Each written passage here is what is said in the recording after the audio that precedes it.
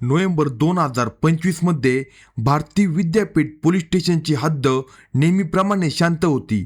खोपडेनगर साईनगर परिसरात कामगार वसाहती मोठ्या प्रमाणावर होत्या. पण राज्यातून व परजिल्ह्यातून बाहेरून आलेल्या कामगारांमुळे या भागात नेहमीच वर्दळ असायची. याच भागात अजय कुमार गणेश पंडित वय 22 हा इतर कामगारांसोबत एका ठिकाणी राहिला होता.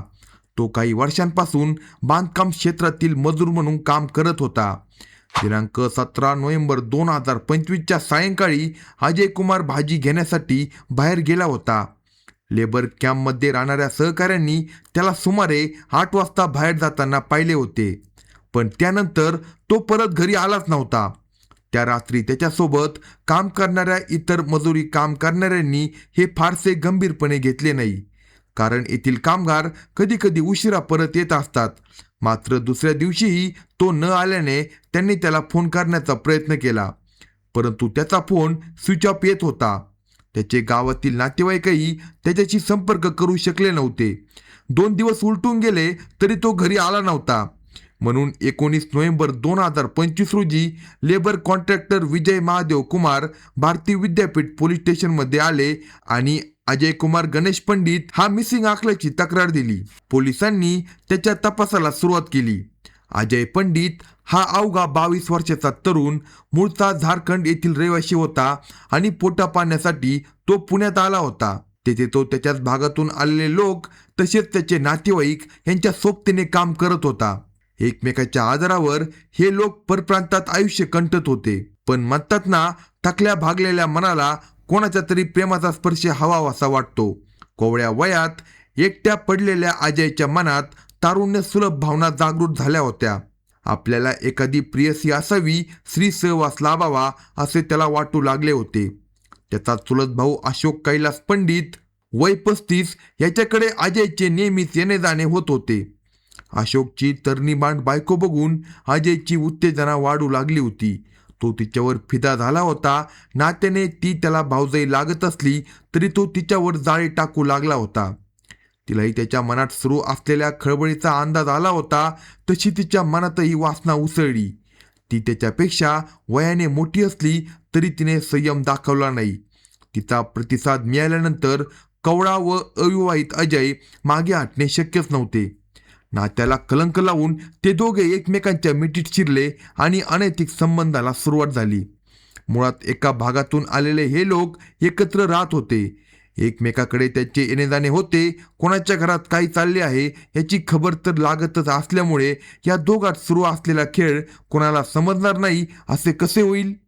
ते चोरीचुपी संबंध ठेवत असले तरी ते काही इतर बायकांच्या नजरेत आले.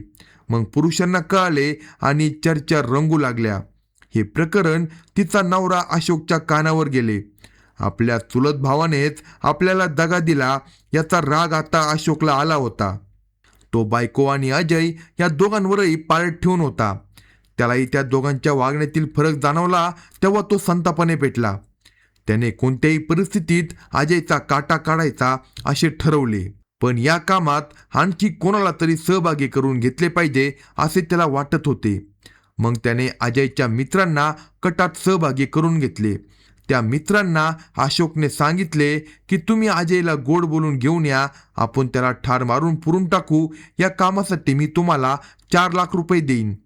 4 लाखांची सुपारी म्हटल्यावर अजयचे मित्रही तयार झाले. अजयचा चुलत भाऊ त्याच्या जीवावर उठला होता तर त्याचे मित्रच त्याला मारण्यासाठी तयार झाले होते. मग त्याचा जीव कसा वाचणार होता. प्लॅनप्रमाणे अजयचा खून करून त्याच्या मृतदेहाची विल्हेवाट लावून ते परत आले होते. काही झाले नसल्याच्या आविर्भावात ते फिरत होते. पण कंत्राटदाराने अजय बेपत्ता झाल्याची तक्रार केली. पोलीस तपासाची चक्रे फिरू लागली तसे मारेकऱ्यांचे धाबे दणाणले. आता आपली धडगत नाही हे ओळखून त्यांनी गाशा गुंडाळायला सुरुवात केली. तर घाबरलेला रणजित कुमार धनुजी यादव वय 30 याने या प्रकरणातून आपली सुटका करून घेण्यासाठी धडपड सुरू केली. त्यातूनच त्याने अजय आणि अशोक या 2 चुलत भावांचा त्या दिवशी वाद होता. कारण आपल्या बायकोशी अजयचे अनैतिक संबंध आहे असा संशय अशोकला होता. या संशयातून त्याचे अजयबरोबर भांडण झाले होते. त्यानंतर दोघेही दिसले नाही अशी माहिती पोलिसांना त्याने दिली. त्याला वाटले आता पोलीस अशोकच्या मागे लागतील आणि आपण या प्रकरणात अडकणार नाही. पण मारेकरी कधीच कायद्याच्या कचऱ्यातून सुटत नाही हेच खरे. भारतीय विद्यापीठ पोलीस स्टेशनचे वरिष्ठ पोलीस निरीक्षक राहुल खिलारे यांच्या सूचनेनुसार अजय कुमार गणेश पंडित मिसिंग तक्रार नोंदवल्यानंतर लागलीच पोलिसांनी प्राथमिक चौकशी सुरू केली. तपास पथकाने कामगार अड्ड्यावर जाऊन तसेच अजय कुमार गणेश पंडित राहणाऱ्या ठिकाणी इतर कामगारांची व परिसरातील नागरिकांशी विचारपूस केली. तपास पथकाने अजय कुमारच्या रोजचा दिनक्रम, त्याचे वर्तन तसेच त्याचे कोणाशी काही आर्थिक किंवा वैयक्तिक वाद होते का, याचा काही धागादोरा मिळतो का, या दृष्टीने तपास सुरू केला होता. बहुतांशी कामगारांच्या मते अजय कुमार साधा मितभाषी स्वभावाचा होता. त्याच्या संपर्कात काही विशेष वादाचे प्रसंग त्यांच्या लक्षात नव्हते. त्याचे कोणाशी पैशाबाबत वा इतर कारणामुळे मतभेद होते असे कुणीही सांगितले नाही. मात्र चौकशीत रणजित कुमारने दिलेल्या माहितीनुसार महत्वाचा मुद्दा समोर आला. तेव्हा पोलिसांनी अशोकच्या मोबाईलचे CDR लोकेशन आणि कॉल हिस्ट्री तपासण्याचे काम सोपवण्यात आले. त्या आधारे तांत्रिक विश्लेषण केले असता असे लक्षात आले की अजय कुमार मिसिंग झालेल्या वेळेत अशोकचे फोन लोकेशन याच परिसरातील होते. तसेच त्याचे सध्याचे लोकेशन हे पिंपरी चिंचवड परिसरातील होते. मोबाईल लोकेशन तपासामुळे अशोकला शोधण्यासाठी तपास पथकाने पिंपरी चिंचवड गाठले. अशोक हा पळून जाण्याच्या तयारीत असावा असा संशय भारतीय विद्यापीठ पोलिसांना होता. त्यामुळे लागलीच त्यांनी पुढचे पाऊल उचलली. 20 नोव्हेंबरच्या सकाळी अंमलदार सुनील आगळे व तुकाराम सुतार यांनी अशोकला शोधण्यासाठी पिंपरी चिंचवड परिसरात पाहणी सुरू केली. मोबाईलच्या तांत्रिक विश्लेषणाच्या आधारे व परिसरातील स्थानिक लोकांच्या मदतीने काही तासांच्या शोधानंतर अशोक पंडित याला एका झोपडपट्टीजवळ पाहिले गेले. तो त्यावेळी एकटाच होता. त्याला थांबून विचारणा केल्यानंतर तो पोलिसांसोबत पोलीस स्टेशनला येण्यास तयार झाला. त्यावेळी त्याने कोणताही विरोध केला नाही. पोलीस स्टेशनमध्ये आणल्यावर त्याच्याकडे प्राथमिक चौकशी सुरू केली. सुरुवातीला तो अजय कुमारच्या मिसिंग सोबत आपला काही संबंध नसल्याचे सांगत होता. मात्र त्याच्या सांगण्यात विसंगती जाणवत होती. त्याच्याकडे अधिक तपास केला असता त्याच्याकडे आलेल्या प्रश्नांना तो स्पष्ट उत्तरे देऊ शकत नव्हता. मोबाईल लोकेशन तपासातील माहिती व साथीदारांकडून मिळालेली माहिती त्याच्या कथनाशी जुळत नव्हती.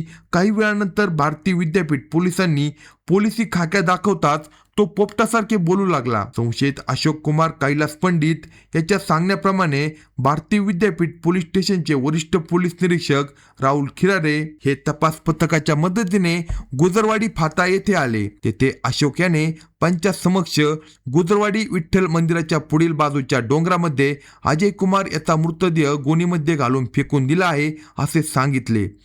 पोलीस स्टाफ, पंच असे अशोकने डोंगरामध्ये पांढऱ्या रंगाची भरलेली गोणी दाखवून त्यामध्ये अजय कुमारचा मृतदेह असल्याचे सांगितले. पोलीस स्टाफच्या मदतीने ते पोते बाहेर काढून मोकळ्या जागेमध्ये ठेवून ते फाडून पाहिले असता त्यामध्ये रक्तबंबाळ तरुणाचा मृतदेह दिसून आला. तो अजय असल्याचे सांगितले. त्यानंतर नमोद मिसिंगमधील तक्रारदार विजय महादेव कुमार यास मयत इसमात दाखवले असता त्याने तो अजय कुमार पंडित हाच असल्याचे सांगितले. त्यानंतर मृतदेह पुढील कार्यवाही करता पोलीस अंमलदार प्रवीण पिसाळ यांच्या ताब्यात देऊन खासगी ॲम्ब्युलन्सने ससून हॉस्पिटल येथे पोस्टमॉर्टमसाठी पाठवण्यात आला. त्यानंतर अशोक पंडित याने अजयला ज्या ठिकाणी जीवे ठार मारले होते ते खोपडेनगर, कात्रज, पुणे येथील लेबर कॅम्पच्या मागील बाजूने डोंगरावरील ठिकाण पंचासमक्ष दाखवले. त्या ठिकाणी रक्ताचे डाग, पावलांचे ठसे आणि झुडपात दाबल्याच्या खुणा दिसून आल्या. अशोक कैलास पंडित याला भारतीय विद्यापीठ पोलिसांनी पोलिसी खाक्या दाखवून त्याच्याकडे अधिक तपास केला असता त्याने त्याच्या बायकोचे अजय कुमार सोबत अनैतिक संबंध होते. या रागातून अजयचे मित्र असलेले रणजित कुमार यादव, कृष्ण कुमार वर्मा, सचिन कुमार पासवान यांना अजयचा खून करण्यासाठी रोख 4 लाख रुपयांची सुपारी दिली. त्यांच्या मदतीने चाकूच्या साहाय्याने अजयचा खून केला आहे असे सांगितले. हे निष्पन्न होताच पोलिसांनी 4 आरोपींना अटक करण्याचा प्रयत्न केला. त्यांचा शोध घेत असताना ते पुणे रेल्वे स्टेशन येथून मुंबईकडे जात असल्याची व तिथून ते झारखंड येथे जाणार असल्याची माहिती मिळाली. सर्वांचे मोबाईल फोनचे तांत्रिक विश्लेषण करून मुंबईला जाणाऱ्या रेल्वेने ऑनलाईन ट्रॅकिंग करून त्याबाबतची माहिती घेऊन पोलिसांनी त्या 4 आरोपींना अटक केली. अशाच नवनवीन क्राईम स्टोरी ऐकण्यासाठी कलम 302 या मराठी चॅनेलला सबस्क्राईब करा आणि आपल्या प्रतिक्रिया कमेंट बॉक्समध्ये कळवा.